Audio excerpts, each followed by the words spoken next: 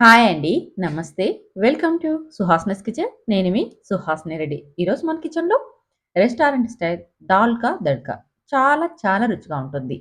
మనం రైస్‌లోకి చేసుకున్నా, పరోటాల్లోకి చేసుకున్నా సరే ఈ రెసిపీ రుచి మాత్రం చాలా బాగుంటుంది. తప్పకుండా నేను చేసిన విధానంలో ఒక్కసారి ట్రై చేయండి. సింపుల్‌గా ప్రిపేర్ చేసుకోవచ్చు. ఇంటికి ఎవరైనా అతిథులొచ్చినప్పుడు ఇలా చేసి పెట్టారనుకోండి డిఫరెంట్‌గా, టేస్టీగా ఉంటుంది. మరి ఒకసారి ట్రై చేస్తారు కదూ! ఇందుకోసం ప్రెషర్ కుక్కర్ తీసుకొని అందులోకి ఒక కప్పు కందిపప్పును తీసుకోవాలి.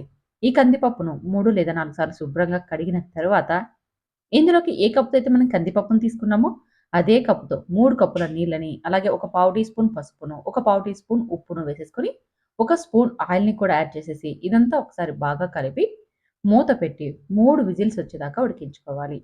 మంటని మీడియం ఫ్లేమ్‌లో పెట్టేస్తే సరిపోతుంది. ఇలా 3 విజిల్స్ వచ్చేదాకా ఉడికించి 3 విజిల్స్ వచ్చాక ఆవిరి మొత్తం పోయిన తర్వాత మీకిక్కడ చూపిస్తున్నాను చూడండి. మూత తీసేసి ఒకసారి చెక్ చేసుకోవాలి. చూడండి ఇక్కడ నాకైతే పప్పు అనేది పర్ఫెక్ట్‌గా ఉడికిపోయింది. మరి సాఫ్ట్‌గా అయిపోకూడదు. అంటే మెత్తగా గుజ్జు గుజ్జుగా అయిపోకూడదు. మనకి పప్పు అక్కడక్కడ కనిపిస్తూ ఉండాలి. ఇప్పుడు ఈ పప్పును పక్కన పెట్టేసేసుకొని స్టవ్ మీద ఒక ఐరన్ కడాయిని పెట్టుకోవాలి. ఇక్కడ నేను ఐరన్ కడాయిలో చేస్తున్నాను. ఈ దాల్‌కా దడ్కా కానీ కొన్ని కొన్ని రెసిపీస్ మనకి ఐరన్ కడాయిలో చేస్తేనే ఆ ఫ్లేవర్, ఆ టేస్ట్ చాలా చాలా బాగుంటాయండి. మీ దగ్గర ఇనుప కడాయి ఉంటే ఖచ్చితంగా దాంట్లోనే ప్రిపేర్ చేసుకోండి. లేకుంటే నార్మల్ కడాయిలోనా ప్రిపేర్ చేసుకోండి. కొద్దిగా ఆయిల్ వేసుకొని, ఆయిల్ వేడెక్కిన తర్వాత కొన్ని వెల్లుల్లి ముక్కల్ని, కొన్ని అల్లం ముక్కల్ని వేసి బ్రౌన్ కలర్ వచ్చేదాకా వేయించుకోవాలి. తర్వాత ఒక కప్పు ఉల్లిపాయ ముక్కల్ని కూడా వేసుకోవాలి. పెద్ద సైజువైతే 2, మీడియం సైజువైతే 3. అవి వేగిన తర్వాత 2 పచ్చిమిర్చిని, అలాగే కట్ చేసుకున్న 2 టమోటాల్ని వేసుకోవాలి. టమోటాల్ని బాగా పండినవి తీసుకోవాలి.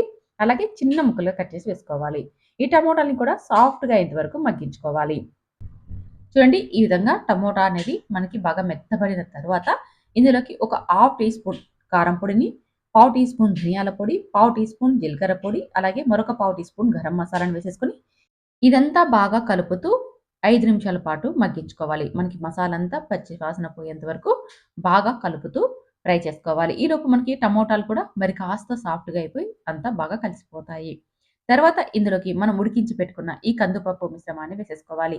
మీకు ఈ కందిపప్పు మిశ్రమం చాలా గట్టిగా అనిపిస్తే ఇందులోకి మరొక కప్పు వాటర్‌ని యాడ్ చేసుకోవచ్చు. నాకైతే ఇక్కడ పర్ఫెక్ట్‌గా సరిపోయింది కాబట్టి నేను ఎక్స్‌ట్రా వాటర్ అయితే వేయడం లేదు.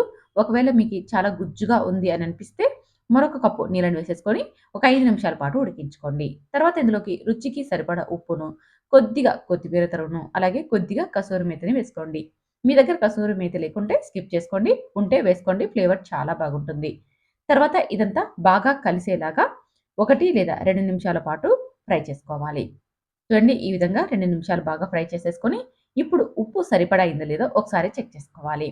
ఒకవేళ ఉప్పు తక్కువ అనిపిస్తే ఇప్పుడే మరి కాస్త వేసేసుకోండి. ఇప్పుడు స్టవ్ మీద నుంచి దించి పక్కన పెట్టుకోవాలి. ఇప్పుడు అదే స్టవ్ మీద మరొక చిన్న పెనం పెట్టుకోండి. పోపు పెనం. ఇందులోకి ఒక 2 స్పూన్స్ ఆయిల్ వేసుకోండి. ఆయిల్ బాగా వేడెక్కిన తర్వాత ఒక స్పూన్ జీలకర్రని వేసేసి, జీలకర్ర బాగా చిటపటలాడుతూ ఫ్రై అయిపోయిన తర్వాత స్టవ్ ఆపేసేసుకోవాలి. ఇప్పుడు ఇందులోకి ఒక పావు టీ స్పూన్ చిల్లీ పౌడర్‌ని వేసేసుకొని, ఇది బాగా ఫ్రై అయిపోయిన తర్వాత ఈ పోపును మనం ప్రిపేర్ చేసి పెట్టుకున్న ఈ దల్ కర్రీలోకి వేసేసుకొని ఇదంతా బాగా కలిసేలాగా కలుపుకోవాలి. ఇలా పోపును మనం మరొకసారి వేసుకోవడం వల్ల ఆ ఫ్లేవర్ చాలా బాగుంటుంది. ఒక స్పూన్ జీలకర్రని, ఒక పావు టీ స్పూన్ చిల్లీ పౌడర్‌ని వేసేసుకొని బాగా ఫ్రై అయిపోయిన తర్వాత ఇలా పైన వేసేసుకొని కలుపుకొని సర్వ్ చేసుకుంటే చాలా రుచిగా ఉంటుంది. ఒకసారి ఈ విధానంలో కూడా ట్రై చేయండి. పైన మరి కాస్త కొత్తిమీరని కూడా వేసేసుకొని కలిపి సర్వ్ చేసుకోవడమే. రెస్టారెంట్ స్టైల్‌లో చేసే ఈ దాల్ కర్రీని మీరు కూడా ఒకసారి ట్రై చేయండి. రైస్‌లోకైనా, పరాతాల్లోకైనా చాలా చాలా బాగుంటుంది.